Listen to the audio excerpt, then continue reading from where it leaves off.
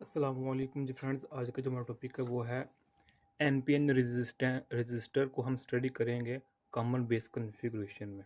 Okay, तो हम लोगों ने इलेक्ट्रॉनिक्स वन की सीरीज स्टार्ट की हुई है। इस सीरीज में हम इन टॉपिक्स पर पिछली वीडियो में बात कर चुके हैं। देखते जाएं। आज की जो हमारे पास वीडियो है वो वीडियो नंबर 7 का हमारे पास पहला डी पार्ट है, characteristics of NPN transistor in common base configuration. तो आने वाली वीडियोज़ में हम इंशाल्लाह इन टॉपिक्स पर बात करने की कोशिश करेंगे।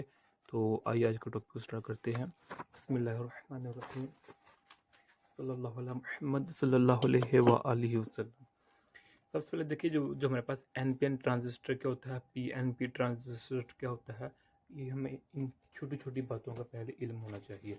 और इनको हम पिछली वीडियोज़ में काफ़ी डिस्कस कर चुके हैं।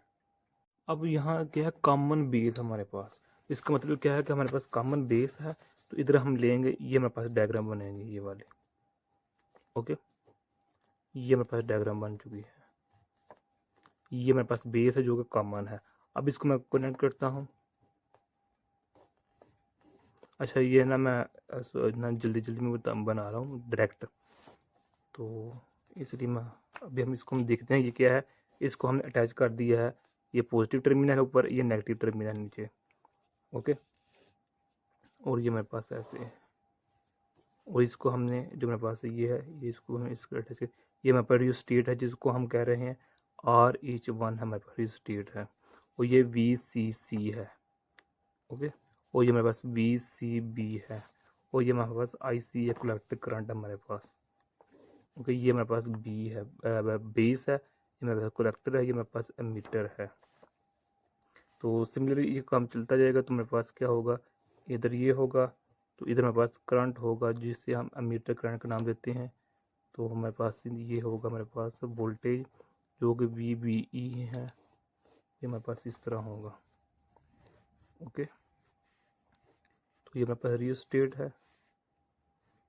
तो ये नेगेटिव है, पोलैरिटी पॉजिटिव नेगेटिव पॉजिटिव। तो ये है हमारे पास इस तरह, ये पॉजिटिव है, ये नेगेटिव है। अब इसको हम VEE कहते हैं। ये मेरे पास देखें स्ट्रक्चर बन चुका है किसका, कॉमन बेस कन्फ्यूजन। इसमें सिर्फ सिंपल क्या किया है, ये मेरे पास बेस है, ये एमीटर है, ये कलेक्टर है। इसको हम इधर देखते हैं कि ये देखिए हमारे पास ये बेस है, ये बेस है, ये एमीटर है, ये एमीटर है, ये बेस है, ये कलेक्टर है। ओके, तो अब हम जानते हैं कि जो एमीटर में होता है ये इसमें डोपिंग ज़्यादा होती है, कट में डोपिंग होती है, लेकिन इस एमीटर की निस्बत कम होती है, इसका एरिया ज़्यादा होता है। वो ये वैसे भी थिन होती है, बेसिक ये छोटी छोटी बातें हमें पहले पता होती हैं। अगर नहीं पता तो इन बातों का इल्म होना चाहिए। अब इधर हम क्योंकि इसकी प्रॉपर्टीज़ को देख रहे हैं, करेक्टरिस्टिक्स को देख रहे हैं, तो इसलिए हम सबसे पहले देखते हैं इनपुट करेक्ट इनपुट करेक्टरिस्टिक क्या है इसकी। ओके, वो ये है कि इसको हम ग्राफ की मदद से देखते हैं। ये मेरे पास ग्राफ है, ये इधर मेरे पास VBE है, और इधर मेरे पास क्या करंट है, IE, जिसको हम मिली एम्पेयर का नाम देते हैं। मिली एम्पेयर में मेजर करते हैं, इसको हम वोल्ट्स में मेजर करते हैं। अब यहाँ देखें कि जब हम इनपुट को डिस्कस करेंगे तो इसका मतलब है इसको अब हम क्लोज कर देंगे, इसको हम इग्नोर कर देंगे, सिर्फ सिर्फ हमारे पास ये पार्ट रहेगा। ओके, तो अब सपोज करते हैं ये बैटरी है, पॉजिटिव टर्मिनल को हमने अटैच किया है पॉजिटिव टर्मिनल के साथ, यानी कि बेस पॉजिटिव होती है ना, यानी ये भी नेगेटिव टर्मिनल है, ये भी नेगेटिव टर्मिनल, क्योंकि हमारे पास क्या है, NPN है। ओके, ये देखिए हमारे पास क्या है, ये NPN है। डन हो गया, यानी कि जिस डायरेक्शन में इस एमीटर की होती है ना डायरेक्शन, वो हमारे पास क्या होता है, N होता है। ये हमारे पास N है, PN। तो अब बैटरी के पॉजिटिव टर्मिनल के साथ हमने अटैच किया है तो पॉजिटिव के साथ, और नेगेटिव के साथ अटैच, इसका मतलब क्या होगी, हमारे पास फॉरवर्ड बाइसिंग हो जाएगी। क्या हो जाएगी, फॉरवर्ड बाइसिंग होगी हमारी। और जब फॉरवर्ड बाइसिंग तो इसका मतलब क्या, करंट प्रोड्यूस होता है इलेक्ट्रिक। ओके, तो अब जो मेरे पास ये मेरे पास वोल्ट मीटर है, इस वोल्ट मीटर के थ्रू हम जो वोल्टेज है उसको मेजर करेंगे। ओके, तो अब वो जो वोल्टेज है वो मेरे पास VBE है, यानी कि बेस एमीटर। जो मेरे पास इस बैटरी की वजह से जो मेरा वोल्टेज होगा इसमें, वो मेरे पास VBE होगा। उस वो हम मर्ज करके इसके थ्रू जो मेरे पास करंट प्रोड्यूस होगा वो हमारे पास ये होगा। अब जो डायरेक्शन होगी ना करंट की वो ऐसे होगी, ये वाली। हम कन्वेंशनल करंट को देख रहे हैं, ओके। इस जानिब होगी हमारे पास जो कन्वेंशनल करंट होगी हमारी, ओके। बाकी इलेक्ट्रिक करंट वो जाहिर बात है इसको अपोजिट होगी, लेकिन हम जो है हमारे पास कन्वेंशनल करंट को ही लेते हैं। अब इसका जो ग्राफ है इसको देखते हैं। अब जो कि इसको हमने क्या कर इग्नोर कर दिया। अब इसको इग्नोर करने का मतलब क्या है कि इसको हमने कांस्टेंट रख दिया है। सपोज करते हैं हमने एट जो हमारे पास सी बी था वो हमारे पास 2 वोल्ट था, तो उस केस में हमारे पास इसका जो सपोज करते हैं हमारे पास ग्राफ ये आया है इस इनपुट का। अगर कब जब हमने इस सी बी की वैल्यू को कांस्टेंट रख दिया, अब हमारे लिए इग्नोर हो चुका है, कांस्टेंट हो चुका है, तो हमारे पास इनपुट का करेक्ट जो ग्राफ है वो सपोज करें मेरे पास ये आया है।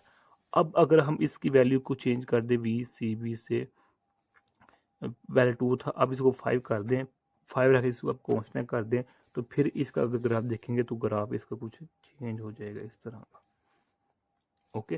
तो ये हमारे पास क्या है, वी सी बी कांस्टेंट और हमारे पास इनपुट कैरेक्टरिस्टिक का ये हमारे पास ग्राफ आता है। इसका मतलब ये देखा कि जैसे जैसे हम वोल्टेज देखें ना, जैसे जैसे हम वोल्टेज इंक्रीज करते जा रहे हैं तो वैसे वैसे हमारा करंट क्या होता है वो इंक्रीज करता जा रहा है। तो ये ऐसे ऐसे स्लाइटली जो करंट है वो इंक्रीज करता जा रहा है, बिल्कुल स्ट्रेट नहीं है हमारे पास, ओके। तो ये मेरे पास इनपुट के लिहाज से था। अब हम देखते हैं कि जो मेरे पास आउटपुट इसका क्या कहता है कि आउटपुट के लिए इधर हम देखते हैं। तो आउटपुट में हम लेते हैं, ये देखिए हमारे पास आउटपुट में हमारे पास आ जाता है V C B X axis पर, और वाई एक्सिस पर हम लेते हैं आई सी को, कलेक्टिव करंट को, जो मेरे पास जिसको हम करते हैं मिली एम्पेयर में कलेक्टिव करंट मेरे पास ये वाला करंट जो है वी सी बी होती है हमारे पास। यानी कि अब इसे में हम क्या करेंगे कि जो हमारे पास होगी ना, अब इस जो इनपुट है इसको हम कांस्टेंट रख लेंगे। अब यहाँ जो हमारे पास आई ई की वैल्यू है उसको हम कांस्टेंट रखेंगे। अच्छा, इसमें मज़ेदार बात क्या है, देखें जब हम इनपुट का ग्राफ निकाल रहे तो हमने किसको कांस्टेंट रखा था, वी सी बी को कांस्टेंट रखा था। लेकिन जब हम आउटपुट का देखने जा रहे हैं तो अब हम इधर होना तो यही चाहिए हम वी बी ई को कांस्टेंट रखते हैं, लेकिन अब हम इधर आई ई को कांस्टेंट रखेंगे। अब इसका रीज़न क्या है, इसका क्वेश्चन क्या है कि क्यों नहीं हमने वी बी ई को कांस्टेंट रखा। तो इसमें देखें कि जो हमारे पास आई ई होता है वो आई सी के इक्वल होता है, ओके। ये हम जानते हैं कि जो हमारे पास कलेक्टर करंट होता है वो अमीटर करंट के इक्वल होता है, ये अमीटर करंट कलेक्टर करंट के इक्वल होता है हमारे पास। जो आई है वो आई सी के इक्वल, आई सी आई के इक्वल होता है। अब जो मेरे पास आई ई है, ये वाला आई ई होना क्या चाहिए था कि इससे सिर्फ इस पर डिपेंड करे, लेकिन ये वी बी ई के साथ साथ वी सी बी पर भी डिपेंड करता है, ओके। इसलिए अगर इसको हम कांस्टेंट रखेंगे तो इसका मतलब क्या है कि ये चेंज हो रहा है तो ये भी चेंज होगा, आई भी चेंज होगा। लेकिन हमें आई बी को इस आई बी तो आ रहा है इनपुट साइड में, तो इसको तमाम को हम कांस्टेंट रखना चाहते हैं। तो फिर क्या करेंगे कि हम आई आई ई को कांस्टेंट रखेंगे। अब इसका फ़ायदा होगा जब हम आई ई को कांस्टेंट रखेंगे तो अब वी बी ई खुद अब खुद क्या हो जाएगा, कांस्टेंट हो जाएगा, ओके। तो ये है हमारे पास। अब इसमें जो मेरे पास आउटपुट है इसमें हमें सिर्फ करना क्या है कि जो मेरे पास आई ई है इसकी वैल्यू को हम फिक्स कर देंगे जिस तरह भी हमने बताया, और जो वी सी बी है इसकी वैल्यू को चेंज करेंगे, और जो मेरे पास आई सी है उसकी वैल्यू को हम गेन कर लेंगे। यही मेरे पास आउटपुट करेक्टरिस्टिक्स होगा। अच्छा, इधर जो हमने इधर ये कहा ना कि जो आई E is equal to I सी की इक्वल होता है, ये हमारे पास ये बताया तो पर इसका प्रूफ भी है। खैर वो प्रूफ तो मैं नहीं लिखूंगा, लेकिन जो उस इसकी इक्वेशन है जो वो मैं इधर लिख देता हूँ। जो मेरे पास आई सी है वो is equal to I E plus I C B O है।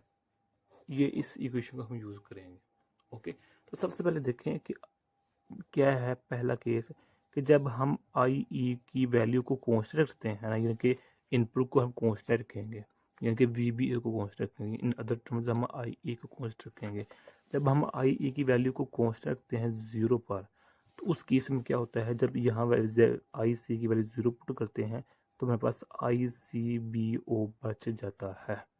इसका मतलब क्या हुआ कि जब हमारे पास एमीटर करंट 0 है, कांस्टेंट है, तब भी उस केस में भी जो हमारे पास कलेक्टर करंट होगा वो प्रेजेंट रहेगा, और उसकी जो हमारे पास है वो हमारे पास ए इस तरह है, ये कांस्टेंट रहेगी।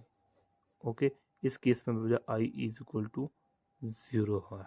अब आई ई की वैल्यू को हम चेंज करते जाएंगे और फिर उसको कांस्टेंट रखते जाएंगे, तो हमारे पास वैल्यू डिफरेंट आती जाएंगी। ओके, अब यह जो हमारे पास हमने लिखा हुआ है ना कि जो हमारे पास आई सी बी ओ, आई ये क्या शो करता है, ये देखिए ना, जब हमने आई ई को क्लोज कर दिया, ओपन कर दिया, यानी कि इधर हमारे पास ये है, बिल्कुल हम कंसिडर करते हैं है ही नहीं, तो उस केस में जो हमारे पास क्या होगा, जो करंट होगा वो इसके दरमियान और इसके दरमियान रहेगा। ओके, यानी कि जो मेरे पास करंट होगा वो किसके दरमियान रहेगा, सॉरी ये वाला ये है, तो इग्नोर करें, तो उस वक्त में जो करंट होगा वो कलेक्टर और बेस के दरमियान हमारे पास करंट होगा। ओके, तो जो कलेक्टर और बेस के दरमियान करंट होगा उसको जो डायरेक्शन होगी वो इस जानिब होगी, ये वाली। ओके, तो इसी जो मेरे पास ये सी किसको शो कर रहा है, कलेक्टर को, बी किसको शो कर रहा है, बेस को, और ओ किसको शो कर रहा है, ऑपरेटर को। ओके, इसका मतलब क्या हुआ, सिर्फ कलेक्टर और बेस के दरमियान जो मेरे पास करंट होता है उसको हम आई सी बी ओ कहते हैं, और इसकी वैल्यू बहुत कम होती है, उसको हम माइक्रो एम्पियर में लेते हैं।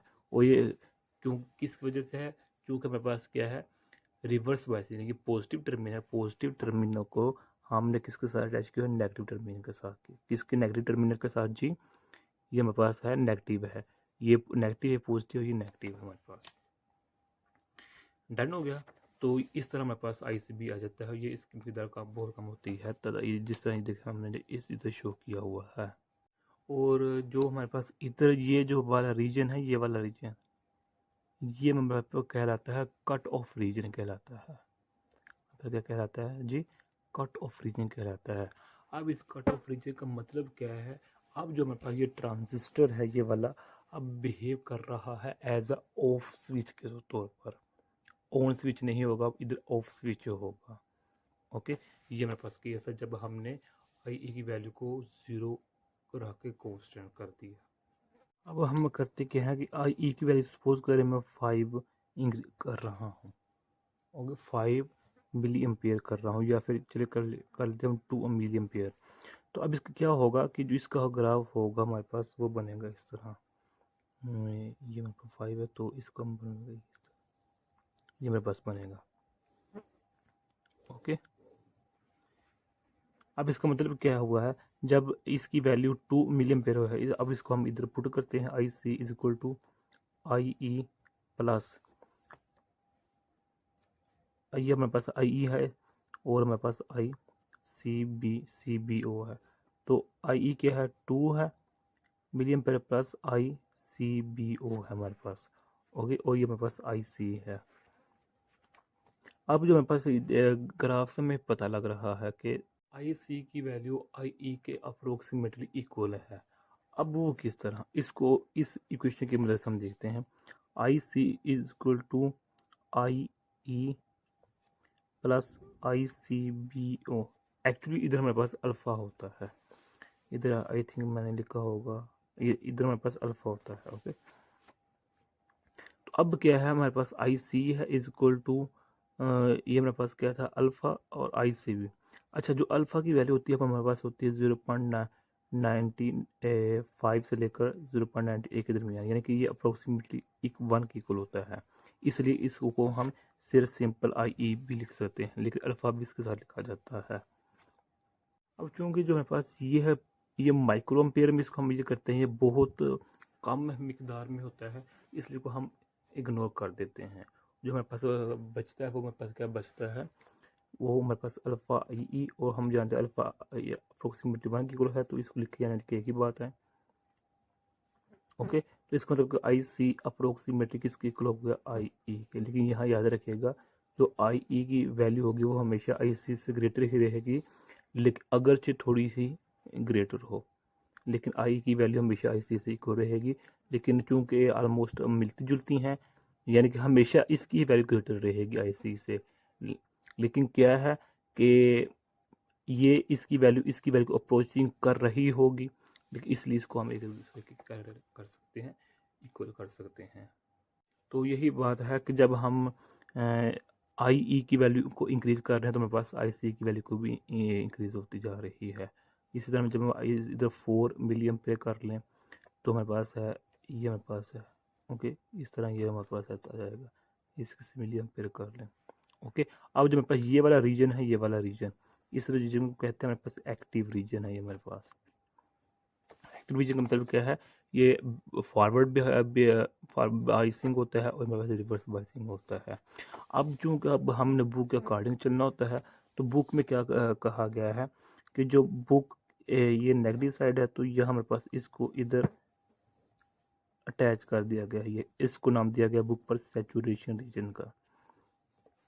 अब सैचुरेशन रीजन की सिर्फ एक ही हालत में इधर हो सकता है सैचुरेशन रीजन, वो कब, कि जब हम इस रिवर्स बाइसिंग को फॉरवर्ड बाइसिंग कर दें, यानी कि इधर पॉजिटिव टर्मिनल, अगर इसको हम नेगेटिव कर दें, इसको पॉजिटिव कर दें, तो अब क्या होगा कि ये वाला पोर्शन भी फॉरवर्ड बाइसिंग हो जाएगा, यानी कि ये नेगेटिव टर्मिनल है और ये नेगेटिव है, ये पॉजिटिव है, ये भी पॉजिटिव है, तो फॉरवर्ड बाइसिंग होगी। तो इधर तो पहले फॉरवर्ड बाइसिंग है, तो इस केस में हमारे पास क्या होगा, ये सैचुरेशन जो हमारे पास इसकी ये ना वैल्यू ये आ जाएगी और एक यहाँ पॉइंट, इन पॉइंट्स पे मिल जाएंगी।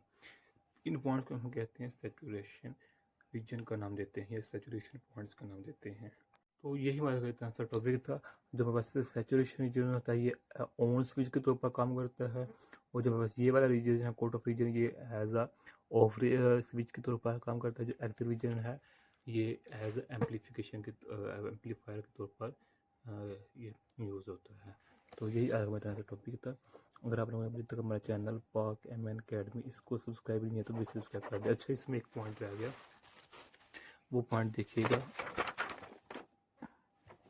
वो क्या है कि current transfer characteristics of CB transistor in NPN conduction, यानी कि जो इसके लिए हम फार्मूला लिखते हैं वो हमारे पास क्या है, alpha is equal to I C over I delta I E, ये मेरे पास है। इसको हम आई सी ओवर आई ई भी लिखते हैं, यानी कि जो मेरे पास अल्फा है, ये अल्फा क्या है, ये गेन है, करंट गेन है, ओके। और डेल्टा क्यों लिखते हैं, क्योंकि हमारे पास प्रैक्टिकल है, इसलिए इसको हम डेल्टा भी लिखते हैं।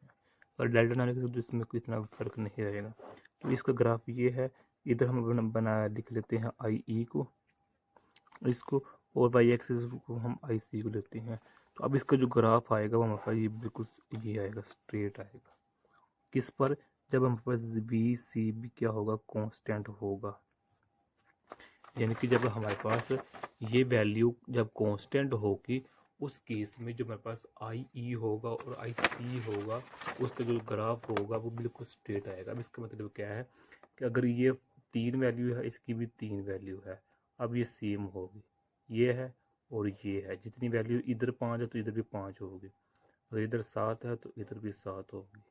जैसे हम पहले बता चुके हैं, जो आई सी होता है वो अप्रोक्सीमेटली आई ई की इक्वल होता है, लेकिन आई ई की हम थोड़ी सी मिकदार ज़्यादा होती है आई सी से, लेकिन फिर भी हम उसको approximately I C equal to I E ही कहते हैं।